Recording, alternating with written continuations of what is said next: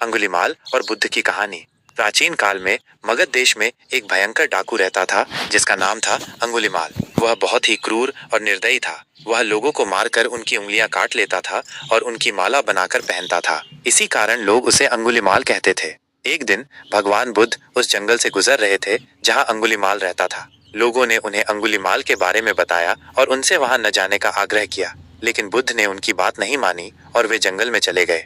अंगुलीमाल ने बुद्ध को आते हुए देखा तो वह बहुत क्रोधित हुआ। उसने अपनी तलवार निकाली और बुद्ध को मारने के लिए दौड़ा, लेकिन बुद्ध शांत और स्थिर खड़े रहे। उन्होंने अंगुलीमाल से कहा, मैं तो ठहर गया, तू कब ठहरेगा? बुद्ध की ये बात सुनकर अंगुलीमाल को बहुत आश्चर्य हुआ। उसने सोचा कि ये कैसा व्यक्ति है जो मुझसे नहीं डर रहा है। उसने बुद्ध से कहा, तुम मुझसे क्यों नहीं डरते? मैंने कितने लोगों को मारा है। बुद्ध ने कहा, मैं तुमसे नहीं डरता। मैं उस चीज से डरता हूँ जो तुम्हारे अंदर है, वो क्रोध, वो हिंसा जो तुम्हें इतना क्रूर बना रही है।